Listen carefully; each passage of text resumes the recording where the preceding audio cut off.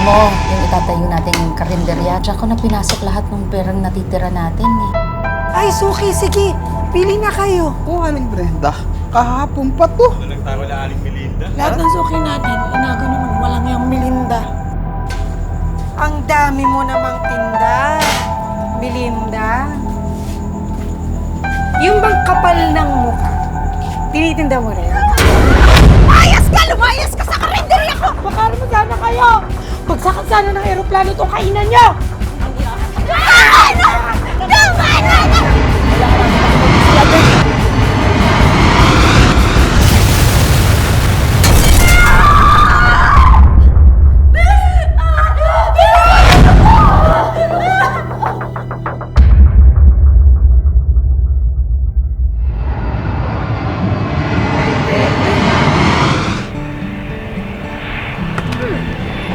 Uy, Bes, ang galing-galing mo na maglaro. Natatalo mo na ako.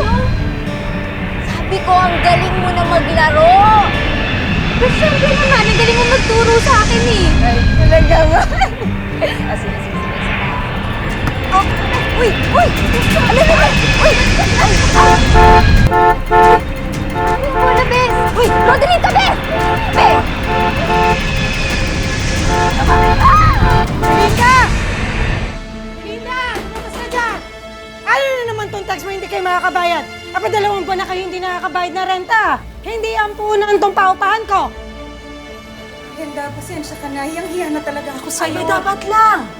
Yung pasensya mo, hindi yan nakakabayad sa mga bayarin ko! Brenda,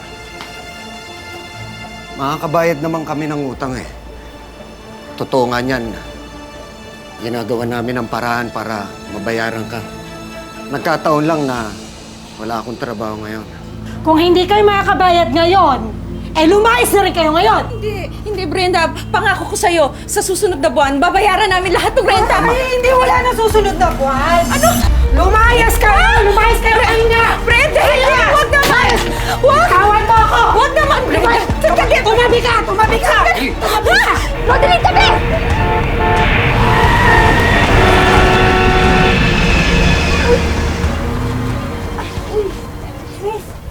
Uy!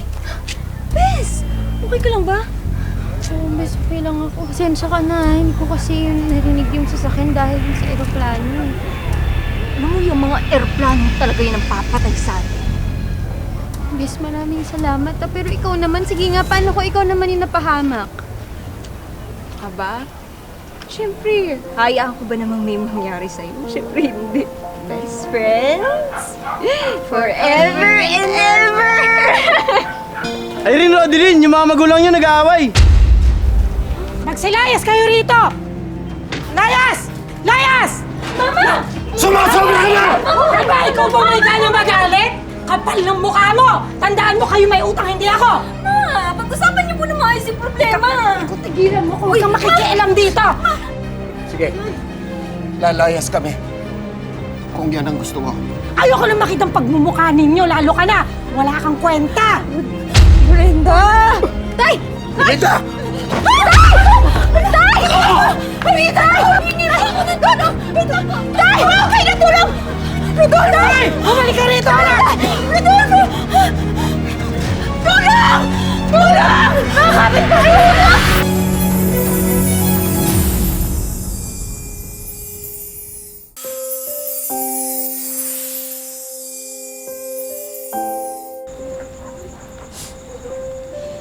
Bes. Sorry po sa lahat ng nangyari. Alam ko po, hindi sapat yung sorry. Para mapagaan ko yung loob. Alam ko rin po kung gaano kasakit pumulan ng tatay. Sorry po talaga. Sorry. Kung alam ko lang po na mangyayari ito, pinigil ko sana si nanay sa paningin. Hindi mo kailangan mag-sorry, Bes. Wala akong kasalanan. Ito po pala, kunti lang po itong naipon ko, pero sana po makatulong sa inyo. Alvin, hindi mo kailangan gawin yan. Tama si Nanay, Bes. Pera mo yan eh. Sige na po. Hindi pa nga po ito sapat sa nagawa ng nanay ko. Kahit ito man lang po, makabawi ako. Please. Salamat. Salamat, Bes.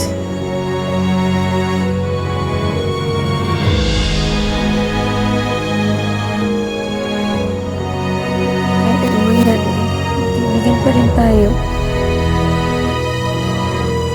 Best friends. Forever and ever.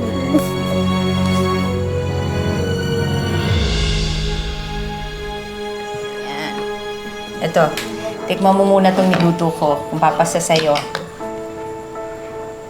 Nay, napakasarap. Talaga ba? Sigurado po maraming suki itong tinola ninyo. Oh, yan naman ang gusto ko sa'yo, anak. Binobola mo pa But ako wait, syempre, Nay, titikman mo rin ang luto kong adobo. Sige nga.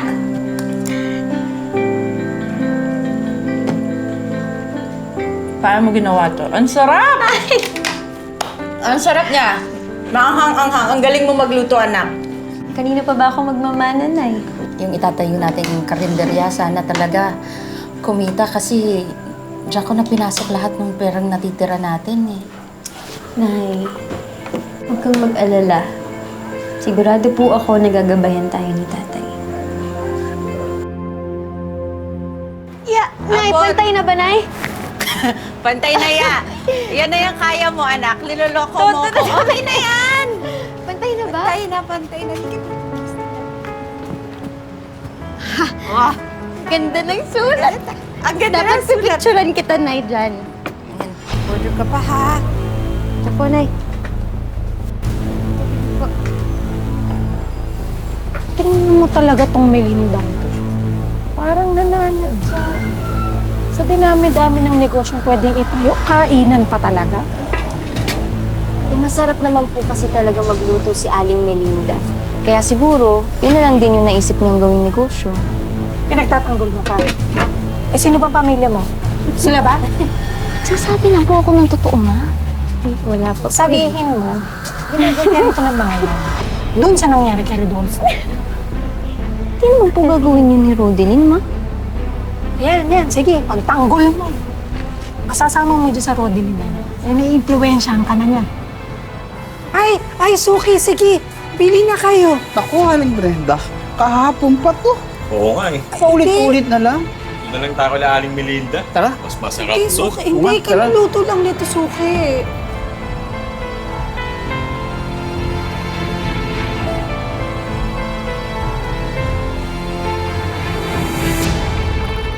Aling Brenda. Ito nga, oh. Sige.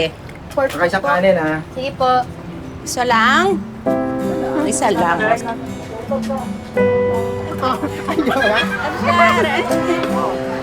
Ayan. Oh. Isa pa kong kanin, Nay.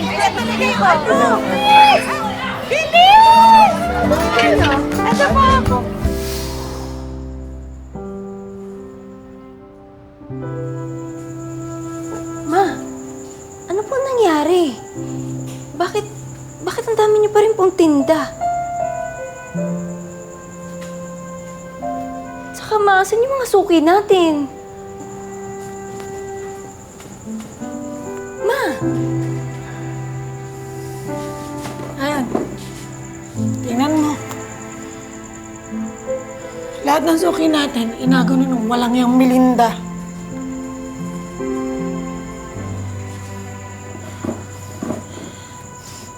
Pinaghirapan ko lahat ng ititinda ngayon eh. Tapos wala rin palang kakain.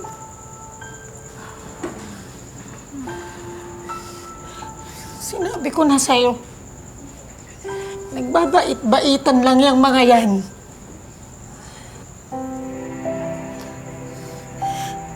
Nananadya sila eh. Gumaganda yung mga yan sa akin.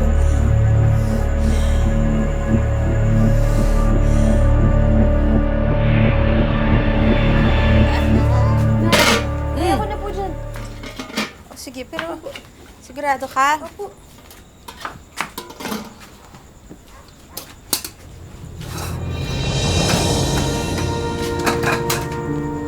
Aba, ang dami mo namang tinda. Melinda, yung bang kapal ng mukha, tinitinda mo rin? Eh, yung pagiging ambisyosa, nilalako mo rin. Kasi bibili sana ako ng marami. Brenda, wala akong panahon makipag-away sa'yo. Pwede ba umalis ka na lang? Ay, oo naman. Kasi busy-busy ka na, inaagaw mo mga suki ko. Inaagaw ko? Wala akong inaagaw sa'yo. Ano ka ba? Anong wala? Hoy, ikaw, siguro chinichismis mo ako sa mga customer mo. Siguro sinisiraan mo na ako ang pumatay sa asawa mo. At bakit ko naman gagawin yon? Hindi ko magagawa yon. Hoy, Melinda, magkaliwanagan tayo ah. Kung sinong dapat sisihin kung bakit namatay ang asawa mo, wala ba kundi sarili niya? Ka talaga, lumayas ka nga dyan. Lumayas ka! Bitawan mo ako! Bitawan mo ako! Hindi ako aalis dito! Hanggat hindi ko nababawi yung mga customer ko! Nangyaya ka talaga. Lumayas ka na! Yan ang dapat sa inyo!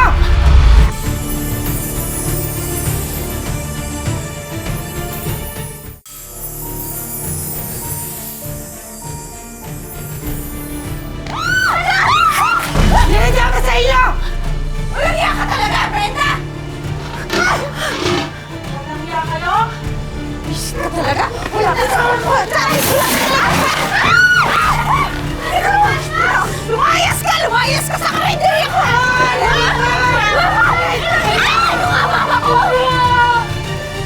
Anak ko, natutulungan nila ako. Pumunta ako dito para makipag-usap ng maayos. Yan, yung babae, bigla ko sinabunutan. Sinungaling ka! Linda! Sabi na nga yung nanay ko! Ano pa ba gusto nyo? Ano natin sila? Makara mo sana kayo. Magsakot sana ng aeroplano to kainan niyo. Walang iya ka.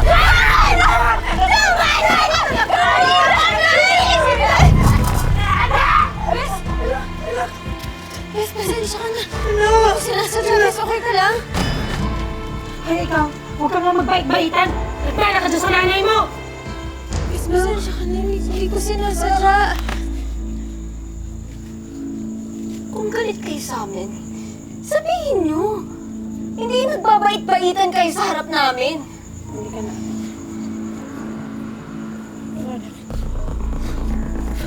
Sinasabi ko naman sa'yo, di ba? Ano yan? Bes!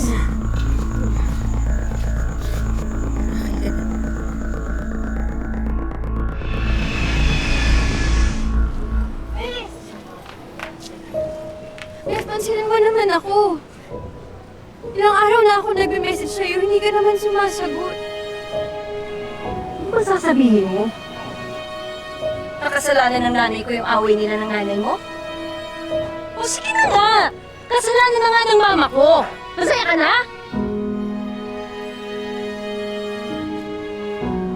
Hindi pa naman tayo mag-aaway.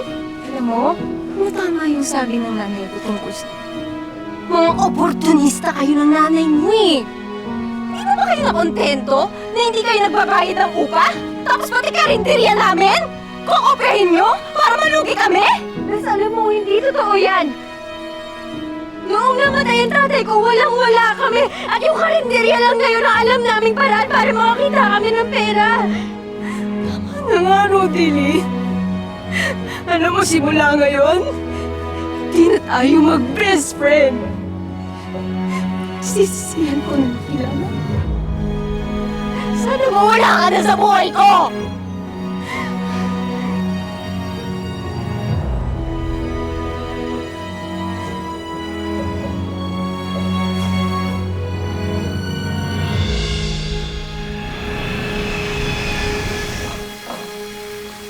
Nagalit po siya sa akin kanina, Nay. Sabi po niya, sana raw po hindi na lang po kami naging magkaibigan. Kasalanan ko to eh. Dapat hindi ko na pinatulan si Brenda. Ano po gagawin ko? Para po magkasama kami ni Aileen.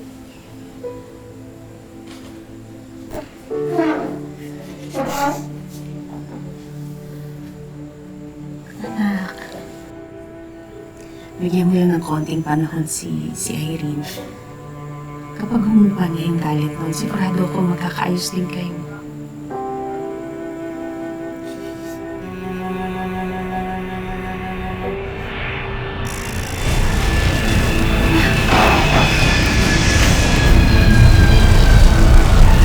Kailangan natin mag-emergency landing!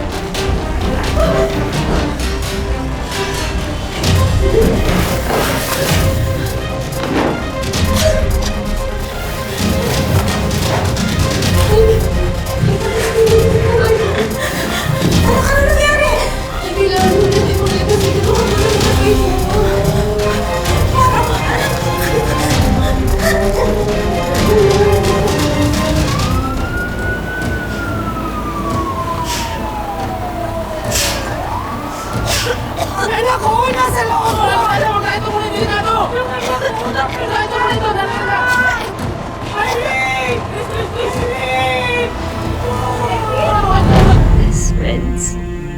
Forever and ever.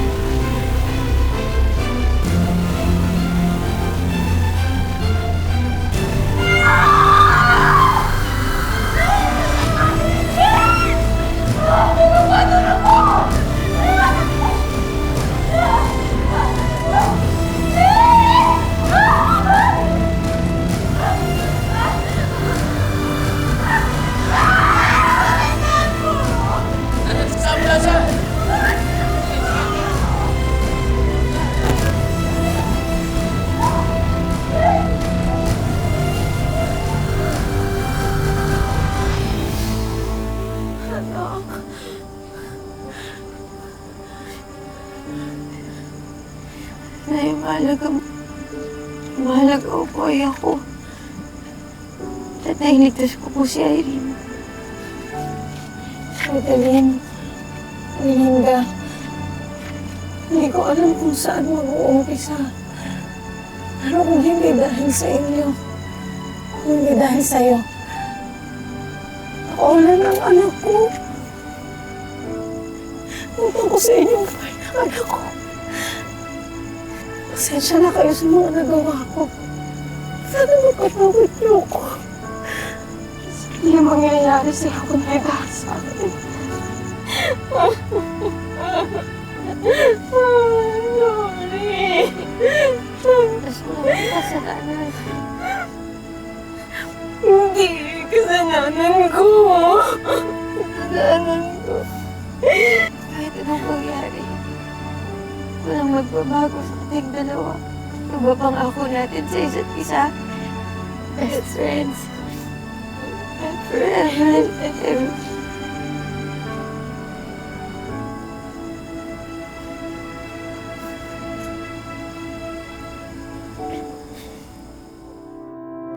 Dahil sa sunod-sunod na trahedya, ang buhay ng mag-inang Rodeline at Melinda ay literal na bumulusok pababa. Kaya naman agad kumilos ang aming team para alalayan sila at bigyan ng mga first-class ticket papunta sa katuparan ng kanilang mga wish. Rod, alam ko, ibang klase yung kabayanihan na ipinakita mo. Ano yung mga dumadaan sa isipan mo nung ginawa mo yun? Nandun na rin po ako.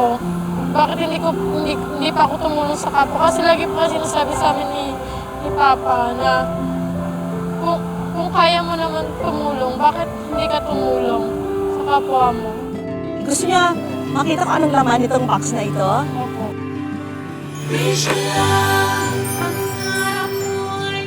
Para makapagsimula muli ang mag-ina, may regalo kami sa kanila na Sari-Sari Store at Chili Garlic Business.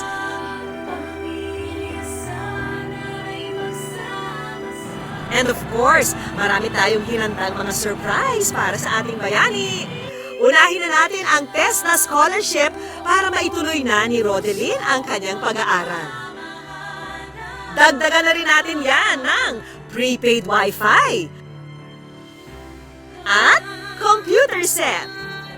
At dahil mahilig si Rodeline sa sports, samahan na rin natin yan ng volleyball at iba pang sports OOTD para sa kanya.